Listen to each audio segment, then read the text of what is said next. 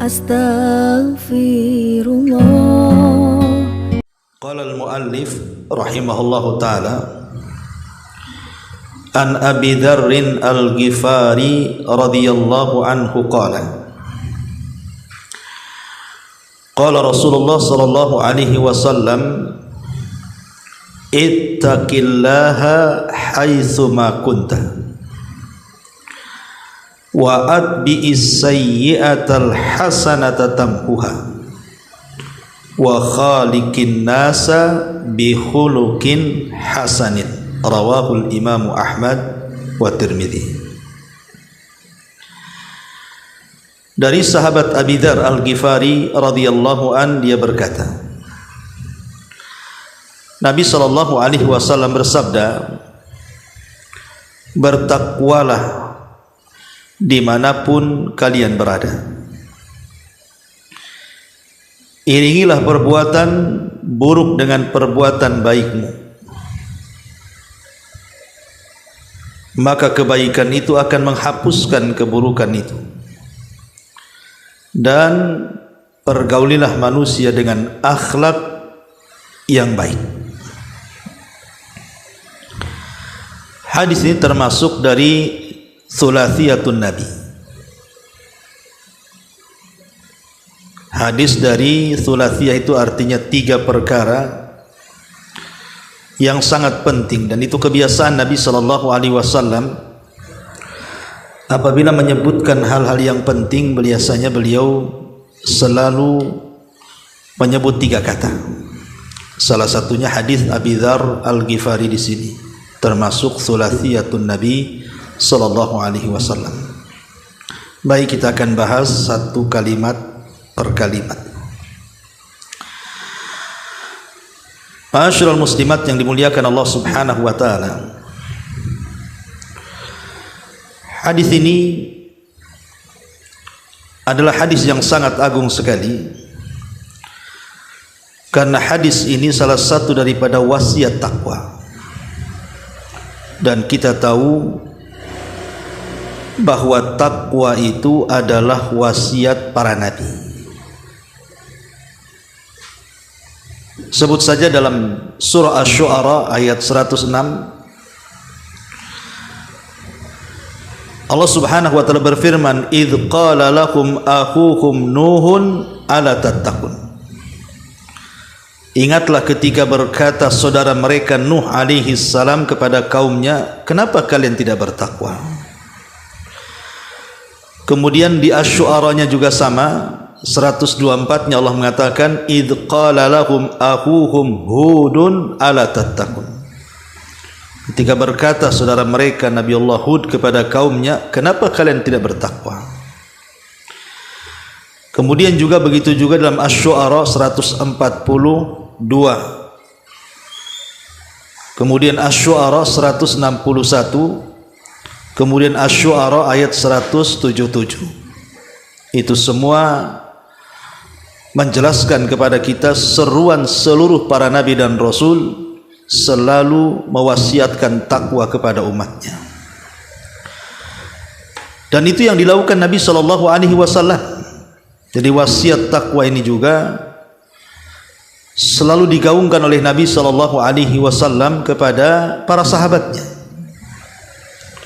Terutama apabila Nabi sallallahu alaihi wasallam hendak memberangkatkan sebuah pasukan perang, maka Nabi SAW selalu mengingatkan pasukan untuk bertakwa, karena itu kunci kemenangan masalahnya. Dan itu disebutkan dalam riwayat Muslim dari hadis Buraidah radhiyallahu an, Nabi mengatakan, kana Rasul sallallahu alaihi wasallam idza ammara amiran ala jaishin aw sariyatin awsahu fi khassatihi bi taqwallahi wa man ma'ahu minal muslimina khaira. Kata Buraidah, dia mengatakan Nabi itu kalau memimpin sebuah pasukan perang atau mengutus sebuah utusan khusus untuk berperang, maka Nabi SAW akan mewasiatkan secara khusus dengan takwa. dan juga dengan kebaikan. Menunjukkan bahwa takwa ini penting karena semua para nabi berwasiat dengan takwa. Bahkan dalam hadis yang panjang sekali, hadis yang pernah kita pelajari di dalam Arba'in Nawawi, hadis Irbad bin Sariyah, ketika Nabi SAW berwasiat dalam Hajjatul Wada, sehingga menjadikan mata-mata para sahabat berlinang air mata karena kesedihan takut ditinggal Nabi. Yang pertama Rasul wasiatkan dalam Hajjatul Wada adalah usikum bitaqwallah. Aku wasiatkan kalian bertakwa kepada Allah. Kemudian juga disebutkan dalam sebuah riwayat yang dikeluarkan oleh Imam Muslim dari hadis Abi Sa'id Al-Khudri radhiyallahu an, ketika Nabi SAW menasihati para sahabatnya, Rasul mengingatkan soal dunia. Inna dunya hulwatun hadirah. Dunia ini memang manis dan hijau. Kemudian di ujung hadis Rasul mengatakan, fattaqud dunya wattaqun nisa. Bertakwalah kalian soal urusan dunia dan bertakwalah kalian soal urusan wanita. Jadi di banyak tempat Nabi SAW selalu berwasiat dengan takwa. Salah satu hadis yang kita baca ini, kata Nabi SAW, ittaqillaha haitsu ma kunta. Bertakwalah kalian dimanapun kalian berada, pada waktu apapun dan di tempat manapun. Tidak boleh kemudian takwa ini dipisah-pisah. Oh, takwa itu hanya ada di pengajian, hanya ada di majelis ta'lim, hanya ada di masjid. Kalau di pasar tidak apa-apa ditinggal takwanya, di kantor tidak apa-apa ditinggal takwanya, di jalan ditinggal takwanya. Enggak begitu. Rasul mengatakan bertakwa di mana saja, mau di rumah, mau di pasar, mau di masjid, mau di majelis ta'lim, mau di sekolah, di mana saja. Tidak boleh melepaskan takwa dari badan kita, karena takwa itu hakikat Islam. Kita tidak boleh melepaskan Islam dari badan kita. Dan para ulama mengatakan alamat yang paling jelas, ibu itu dikatakan bertakwa kepada Allah itu di dua tempat. Kalau kita bisa mengamalkan di dua tempat ini, itulah alamat yang jelas ibu ini termasuk orang yang bertakwa. Pertama, indal khalawat, ketika kita bersendirian antara kita dengan Allah Subhanahu wa taala. Kalau dalam bersendirian kita tidak ada yang tahu kecuali Allah, kita bisa menjaga pandangan kita, telinga kita, lisan kita, tangan kita, kaki kita, atau seluruh badan kita tidak bermaksiat kepada Allah Azza wa Jalla. Itulah hakikat takwa. Karena di zaman sekarang maksiat yang tidak terang-terangan itu mudah sekali dilakukan. Karena di genggaman tangan-tangan setiap manusia hari ini itu sudah ada handphone masalahnya. Di situ ada YouTube, di situ ada Instagram, di situ ada Facebook, di situ ada TikTok, di situ macam-macam program kan. Sekarang orang bersendirian itu lebih senang dibandingkan berkawan, karena sudah punya kawan handphone tuh. Sementara di handphone itu macam-macam isinya kan. Ada yang memperbaiki, ada yang merusak. Kalau dia sedang bersendirian dengan handphonenya, dia takut kepada Allah Subhanahu wa taala, pasti dia tidak mungkin membuka hal-hal yang diharamkan Allah Azza. Kemudian mendengar musik, menonton film-film yang tidak layak ditonton, melihat gambar-gambar yang tidak layak digambar, atau menulis berita-berita hoax, memfitnah orang lewat media dan begitu seterusnya. Karena dia takut kepada Allah. Jadi inilah kalau kita bisa dalam kesendirian kita betul-betul menjaga diri kita dengan hubungan kita dengan Allah Subhanahu wa taala, itulah sebenarnya nampak ciri-ciri alamat takwa di situ. Ini yang pertama. Yang kedua, ketika kita ditimpa musibah, ketika kita ditimpa fitnah, Entah musibah itu mungkin penyakit yang ada pada badan kita. Kita diuji dengan penyakit yang berkepanjangan parah, atau diuji dengan ekonomi kita sehingga kita kemudian kesulitan mencari ekonomi, atau diuji dengan pasangan kita, anak-anak kita, dengan tetangga kita, difitnah orang, digibah orang, dijelek-jeleki orang, disakiti orang, dan begitu seterusnya. Kalau kita bisa bersabar dan terus mengharap pahala Allah Subhanahu wa taala dari kesabaran itu, maka itulah hakikat alamat takwa. Karena di sini ketakwaan kita diuji. Betapa banyak orang-orang yang ketika sakit dia putus asa.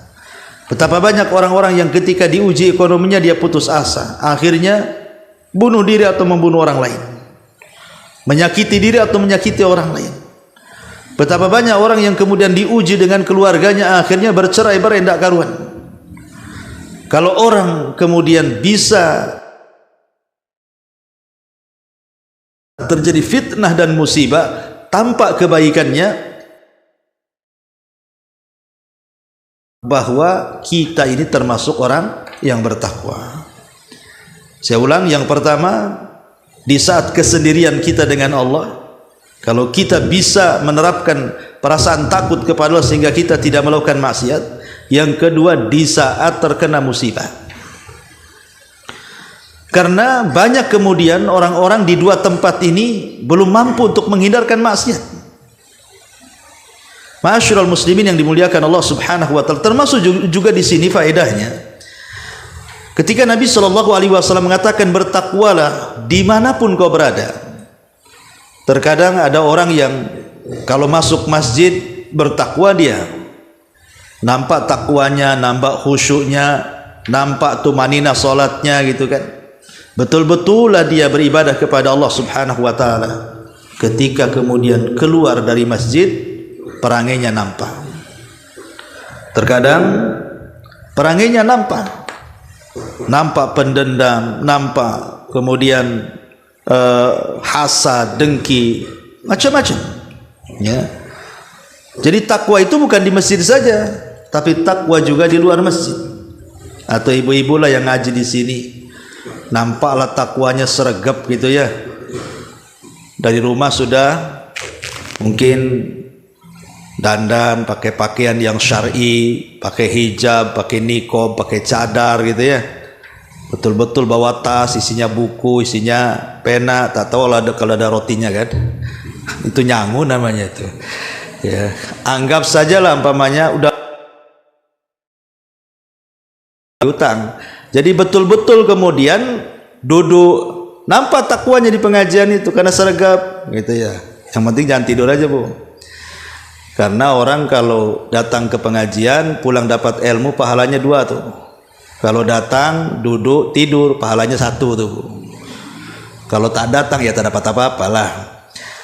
Tapi kalau keluar dari pengajian tiba-tiba kemudian gibah lagi, hasad lagi, itu bukan takwa namanya. Karena Rasul mengatakan ittaqillaha haitsuma kunta. Bertakwalah dimanapun, mau di pengajian, di luar pengajian ya sama saja. Ya, jangan di pengajian baik gitu sama kawannya, pulang pula ke rumah kayak macan sama suaminya, kan nggak mungkin. Itu nggak bertakwa. Ya. Jadi ini wasiat takwa ini penting. Ittaqillaha haitsuma kunta. Karena pengaruh takwa ini besar, Bu. Pertama, pengaruh takwa itu akan mendapatkan kecintaan Allah.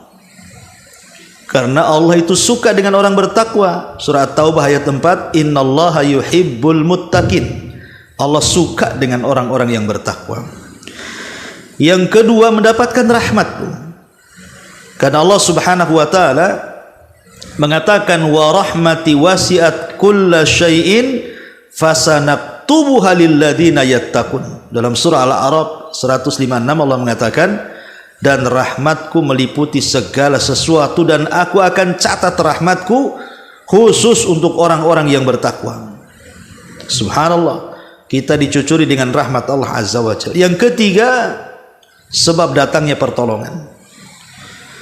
Karena Allah Subhanahu wa taala mengatakan wa'lamu annallaha ma'al muttaqin, ketahuilah Allah itu bersama orang-orang yang bertakwa. Tadi saya sudah contohkan bagaimana Rasul ketika menyiapkan pasukan, wasiat yang pertama takwa, kan itu sebab pertolongan masalahnya, sebab pertolongan kepada Allah, dan maksiat lawan daripada takwa itu sebab kekalahan.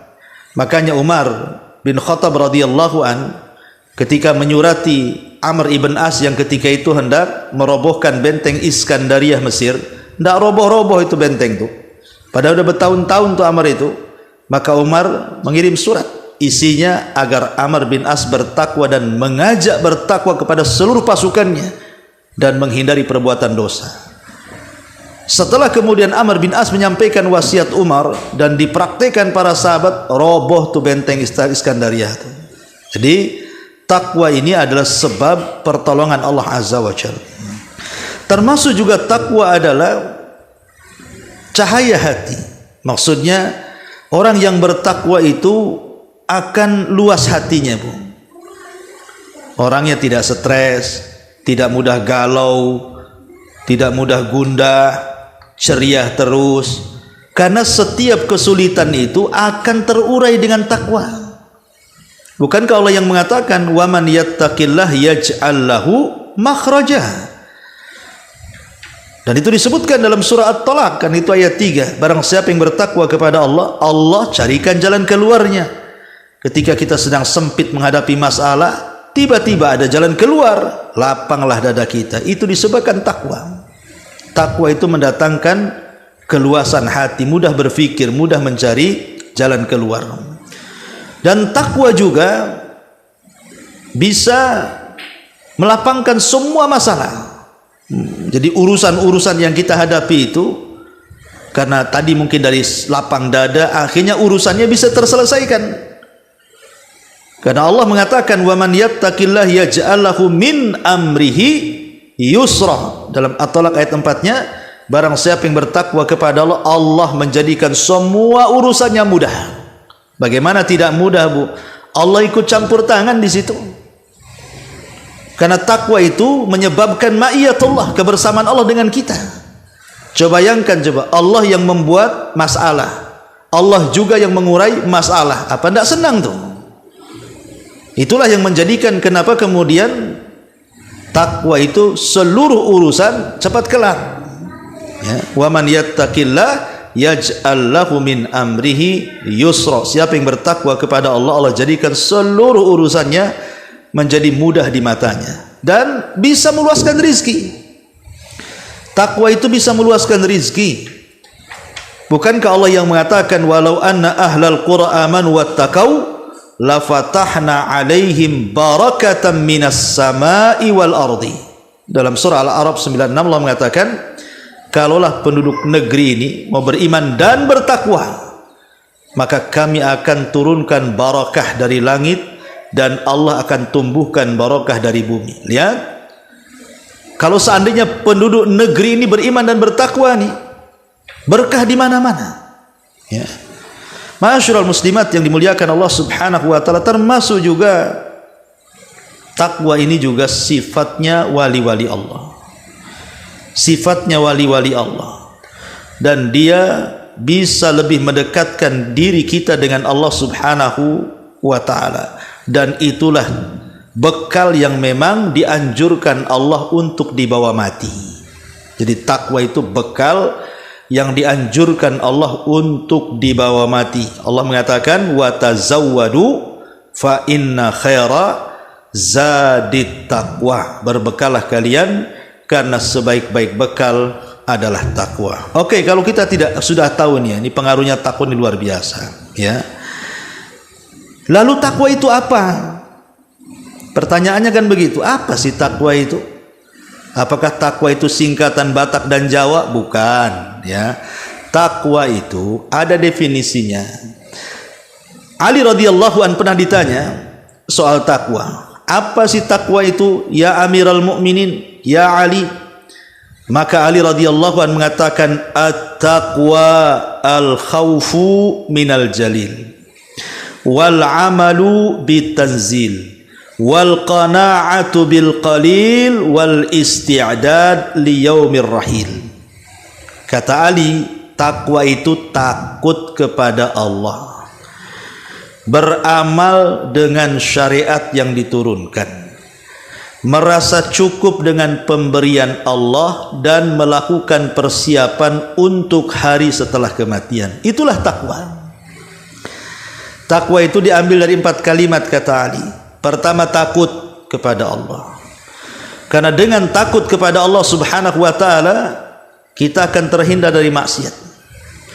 Yang kedua, beramal dengan apa yang diturunkan Allah dari syariat Allah lewat Rasulnya. Kemudian yang ketiga, qanaah, menerima pemberian Allah, mau sedikit mau banyak, alhamdulillah ala kulli hal. Mau diberi mau tidak, alhamdulillah ala kulli hal. Mau dalam kondisi apapun, mau sehat mau sakit, alhamdulillah ala kulli hal. Qanaah dengan pemberian Allah. Dan yang keempat, al-isti'dad, persiapan untuk hari setelah kematian, persiapan dengan amal saleh. Itulah takwa. Abdullah bin Mas'ud radhiyallahu anhu pernah ditanya, apa sih takwa itu? Maka beliau mengatakan begini, kalau seandainya ada jalannya itu penuh dengan beling, penuh dengan paku, penuh dengan duri, penuh dengan jarum, macam-macam yang membahayakan kaki lah. Kalau seandainya engkau berjalan di jalan yang penuh dengan macam-macam duri-duri itu, kira-kira apa yang kau lakukan? Kira-kira apa yang kau lakukan? Maka orang ini mengatakan, ya aku hati-hatilah, takut nginjak-nginjak, akhirnya luka pula kakiku. Kata Abdullah ibn Mas'ud, itulah takwa. Takwa itu hati-hati, karena di mana-mana ada rintangan. Di kiri ada syubhat, di kanan pula ada syahwat, ya, macam-macam godaan-godaan setan, hawa nafsu itu. Kita hati-hati jangan sampai mengikuti godaan syahwat ataupun godaan syubhat. Ya. Ada lagi perkataan Abdullah bin Mas'ud radhiyallahu an tentang masalah takwa ketika beliau mentafsirkan ittaqullaha haqqa tuqatih wa la tamutunna illa wa antum muslimun. Bertakwalah dengan sebenar-benar takwa, jangan kamu mati kecuali dalam kondisi muslim. Beliau mengatakan, takwa adalah an yuta'a fala yu'sa, wa yudhkar fala yunsa, wa yushkar fala yukfar. Jadi takwa itu Allah hendaklah ditaati, jangan dimaksiati. Hendaklah diingat, jangan dilupakan. Hendaklah disyukuri nikmatnya, jangan dikufuri. Jadi takwa itu taat kepada Allah, selalu berzikir kepada Allah, dan selalu bersyukur kepada Allah. Ini menurut Abdullah ibn Mas'ud radhiyallahu anhu. Talaq ibn Habib rahimahullahu ta'ala juga mengatakan, at-taqwa an ta'mala bi ta'atillah ala nuri minallah tarju thawaballah, wa an tatruka ma'siyatallah ala nuri minallah takhafu iqaballah. Takwa adalah engkau beramal dengan ketaatan kepada Allah atas bimbingan Allah, dengan mengharap pahala dari Allah. Atau engkau meninggalkan maksiat kepada Allah atas bimbingan juga dari Allah, karena takut akan iqab Allah subhanahu wa ta'ala. Itulah takwa. Itulah takwa yang disebutkan oleh para ulama. Ma'asyiral muslimat yang dimuliakan Allah subhanahu wa ta'ala. Lalu apa sih alamatnya? Orang itu dikatakan takwa itu apa alamatnya? Ciri-cirinya seperti apa gitu kan? Ma'asyiral muslimat yang dimuliakan Allah azza wa jalla, yang pertama, alamat orang yang bertakwa itu kalau dia bisa terlepas daripada kelalaian. Kalau dia bisa lepas dari kelalaian. Maksud lalai di sini lalai kepada Allah. Mungkin malas ngaji, malas hadir di majelis taklim, malas zikir, malas ibadah, itu kan kelalaian namanya. Kalau kita bisa lepas dari kelalaian itu, kita bisa lawan kemalasan-kemalasan itu, kita tidak malas lagi mengaji, tidak malas lagi baca Quran, tidak malas lagi berzikir, tidak malas lagi untuk beribadah. Itu ciri-ciri orang itu sudah mulai takwa tuh. Ini yang pertama. Yang kedua, lisannya itu tidak pernah lepas dari zikir. Pokoknya mulai dari rumah sampai di sini, astagfirullahaladzim, la ilaha illallah, Allahu akbar, subhanallah, bihamdihi subhanallahil azim, atau Allahu akbar, walhamdulillah, wa la ilaha illallah, Allahu akbar. Terserah mau zikir apa saja. Kalau lisannya di mana saja senantiasa menyebut nama Allah Subhanahu wa taala, itu alamat takwa. Ya. Ataupun yang ketiga, dia mencintai Allah jauh dibandingkan mencintai yang lainnya. Dia mencintai Rasulullah jauh dibandingkan mencintai yang lainnya. Nah, itu juga alamat takwa. Tapi kalau seandainya azan berkumandang, bersaut-saut dari masjid sana, masjid sini, musola sana, musola sini, sampai dari handphone pun keluar azan, tetap saja tidur, tetap saja sibuk dengan pekerjaan, tetap saja kemudian sibuk bekerja, sibuk dengan permainan, itu bukan takwa. Tapi ketika dengar suara adzan, bergegas dia memenuhi panggilan itu, itu alamat takwa. Berarti dia lebih mencintai Allah dan Rasulnya dibandingkan yang lainnya. Kemudian yang keempat juga alamat takwa muraqabah, merasa diawasi. Ya, jadi sehingga kita ini hati-hati kalau melangkah. Ngapain saya ke rumah itu? Pasti gibah di situ, tak jadi. Nah, jadi dia dibatasi muraqabah di situ ya. Takut saya mah, nggak maulah ke situ. Saya tahu tuh orang-orang situ nggak beres tuh. Nah, jadi merasa diawasi. Dalam kesendirian merasa diawasi, dalam keramaian merasa diawasi. Itu tanda-tanda orang itu tanpa takwanya.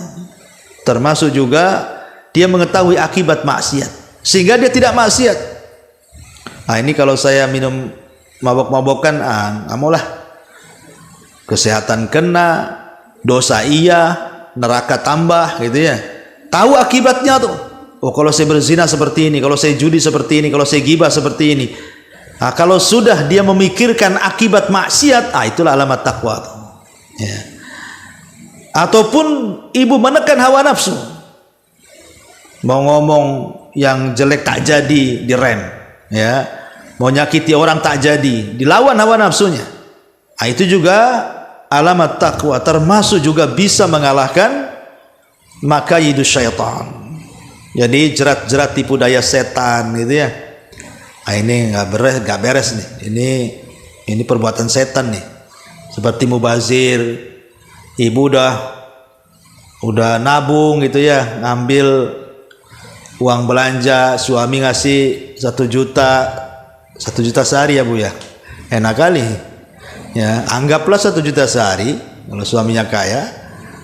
Jadi 500 tuh belanja, 500 ditabungkan. Udah kepikir tuh, nanti kalau udah sekian ratus juta aku mau shopping sendiri gitu ya. Ketika mau melangkah tak jadi, nggak boleh lah, menghambur-hamburkan duit itu kan tabdir. Tabdir itu kawannya setan, tak jadi. Jadi dia melawan makaidu syaitan namanya. Tipu daya dari tipu daya syaitan. Itu juga termasuk sifat-sifat takwa, termasuk juga mudah memaafkan. Mudah memaafkan.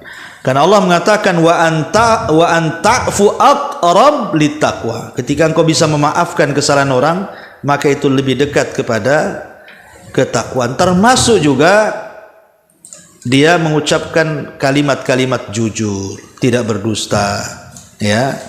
Itu juga salah satu takwa. Ataupun juga mensyiarkan syiar-syiar Allah.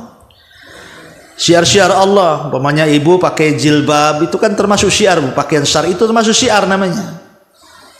Ya. Ataupun umpamanya Idul Fitri nampak gitu ya, rame kesana kemari silaturahim, itu syiar, kita menampakkan syiar-syiar Allah. Maka itu juga salah satu termasuk orang yang bertakwa. Wa man yu'adzim sya'airallah fa innaha min taqwal qulub. Siapa yang mensyiarkan syiar-syiar Allah, itu bagian daripada ketakwaan hati. Dan banyak lagi ini sebagiannya. Intinya bahwa takwa itu secara global menjalankan perintah dan menjauhi larangan Allah Subhanahu wa taala. Ini yang pertama. Kemudian yang kedua, Nabi sallallahu alaihi wasallam mengatakan wa atbi'is sayyi'atal hasanata tamhuha.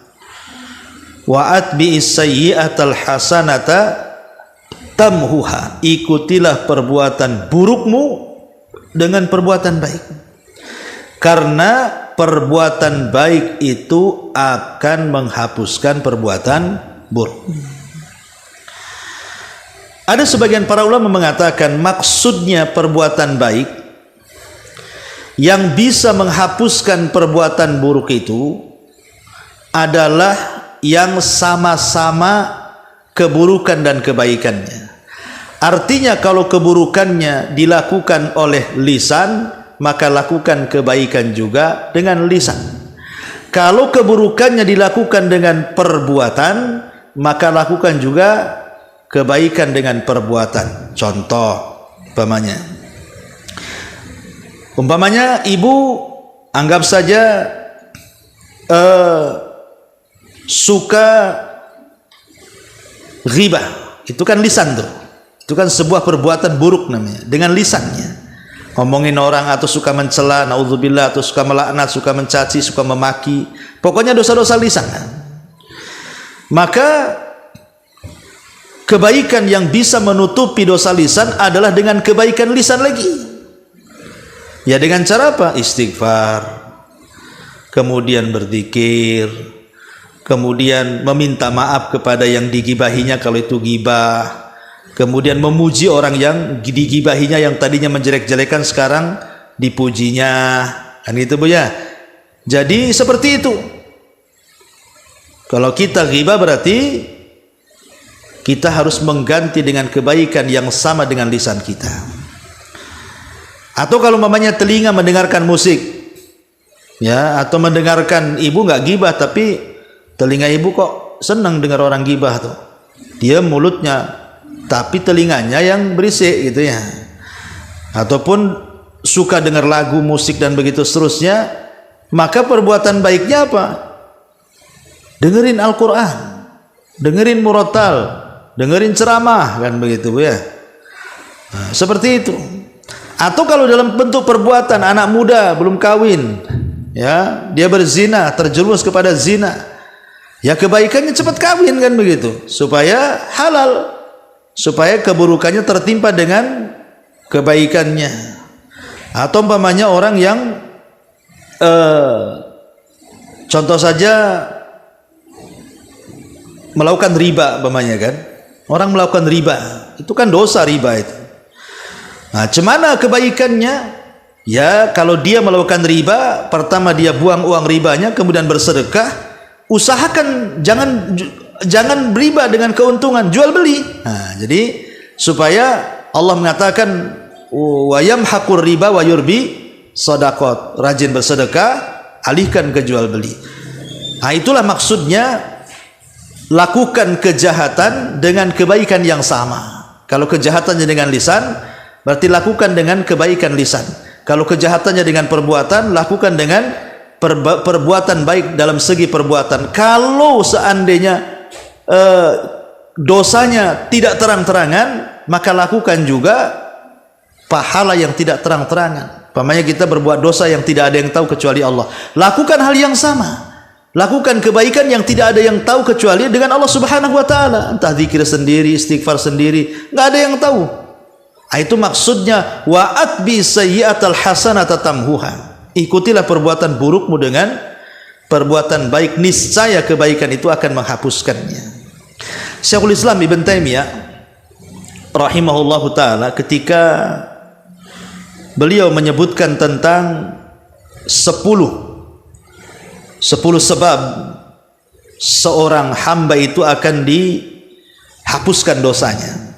Apa yang menjadikan hamba itu bisa dihapuskan dosanya?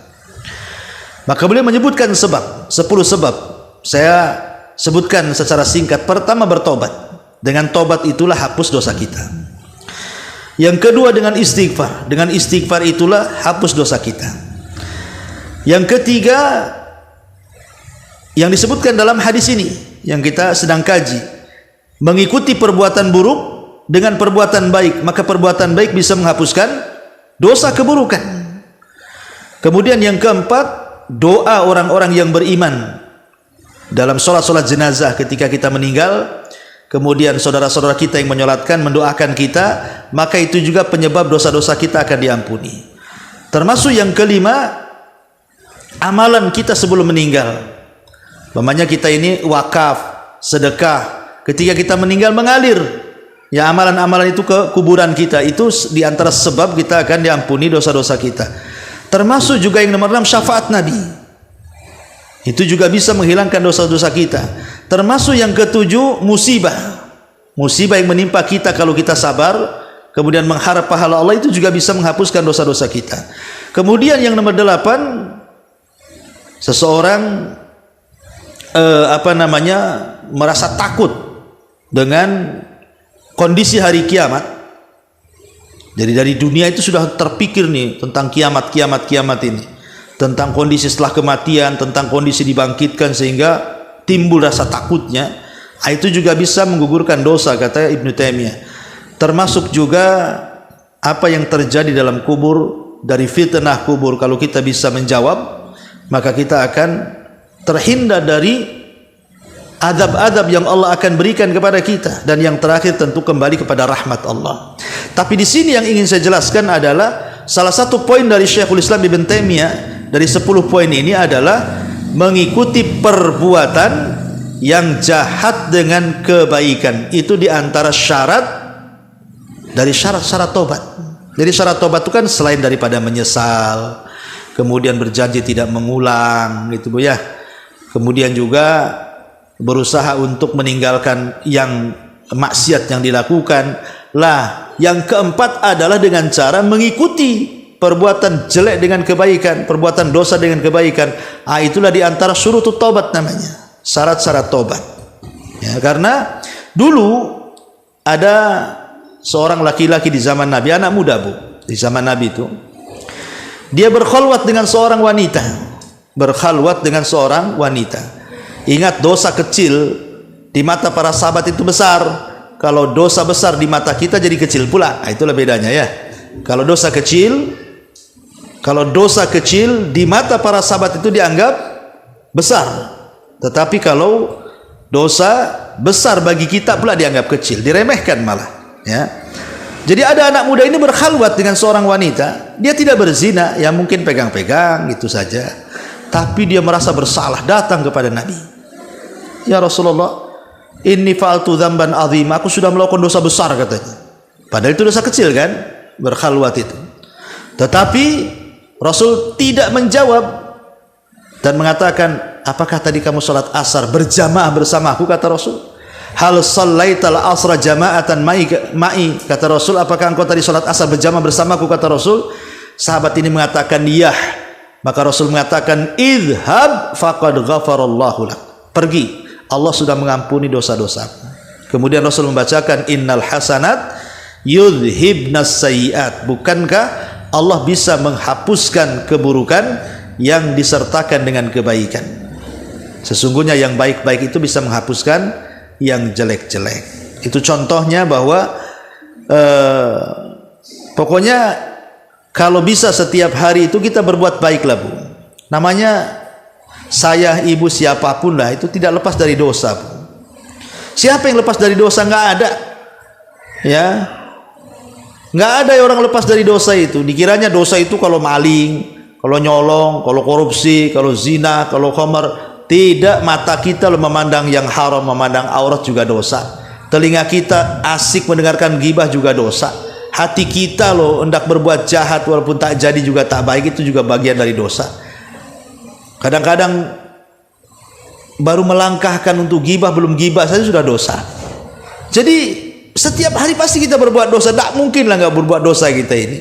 Tetapi Rasul berikan solusi. Kalau bisa, sebagaimana kita tidak lepas daripada dosa, minimalnya setiap hari kita juga berbuat baik. Antah zikir, antah istighfar, antah baca Quran, antah silaturahim, antah macam-macam kan, ibadah itu banyak.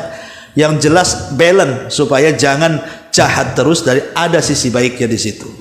Ini yang kedua. Kemudian yang terakhir, wa khaliqin nas bi khuluqin hasanin, dan pergaulah manusia dengan akhlak yang baik.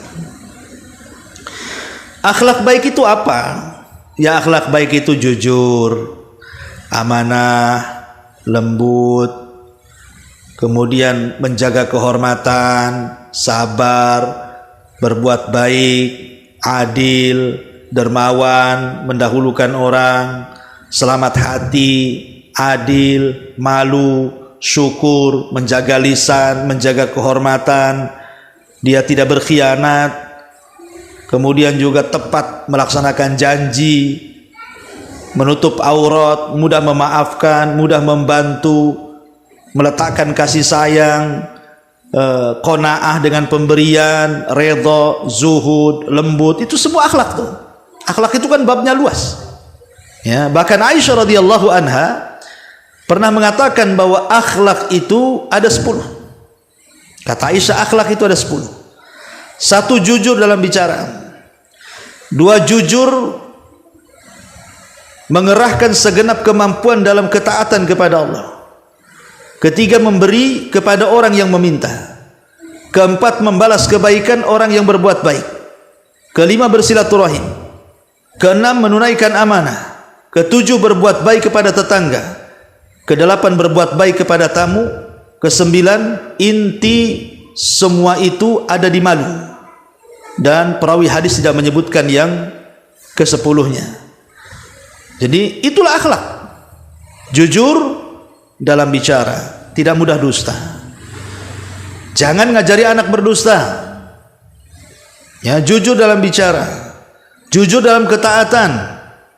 Kemudian memberi kepada orang yang meminta, membalas kebaikan, silaturahim, menunaikan amanah, berbuat baik kepada tetangga, berbuat baik kepada tamu dan malu. Ini semua akhlak. Dan akhlak ini mudah sebenarnya, tapi kalau lihat pahalanya luar biasa. Kata Nabi SAW, orang yang akan diberikan pahala karena memiliki akhlak yang baik itu. Kata Rasul, innal mu'min la yudrika bi husni khuluqihi darajatas saimil qaim. Jadi nanti pada hari kiamat, Bu, Allah akan mengumpulkan 2 kelompok. Ini kelompok yang pertama, ahli puasa, ahli solat, ahli sedekah, ahli ibadah, tapi akhlak tak ada. Yang satunya bukan ahli, ya solat wajib tapi tak solat sunnah gitu ya. Ya zakat iya tapi sedekah kurang. Puasa sunnah jarang tapi Ramadan puasa. Ya dia wajib-wajib aja, tapi akhlaknya baik, Bu. Apa kata Rasulullah? Terkadang akhlak yang baik itu lebih tinggi tingkatannya daripada orang yang rajin puasa sunnah dan salat tahajud. Ya. Karena ibadah-ibadah yang sifatnya manfaatnya untuk diri sendiri, Bu, itu bisa dibatalkan dengan akhlak yang buruk. Contoh umpamanya ketika ada seorang laki-laki datang kepada Rasulullah. Rasul, saya ini punya tetangga tuh seorang ibu. Oh, kalau malam salat malam tidak pernah tinggal. Kalau siang puasa sunnah tidak pernah tinggal. Kalau sedekahnya rajin. Suka berbuat baik dan kebajikan. Tapi penyakitnya satu, wahai Rasul. Apa itu kata Rasul? Kata dia, tu'dhi jiranaha bilisannya. Itu lisannya setajam silet, wahai Rasul, sama tetangganya tuh. Apa kata Rasul? La khaira fiha. Oh, itu tetanggamu yang itu tak bagus itu. Hiya min ahlinar, pasti dia masuk neraka, kata Nabi. Lihat, kurang apa solat malamnya, dia ahli solat malam. Kurang apa puasanya, dia ahli puasa. Kurang apa sedekahnya, dia ahli sedekah. Tapi tak kurang-kurang juga dia menyakiti tetangganya. Itu masalahnya, ya. Jadi akhlak ini bisa menandingi semua ibadah sunnah.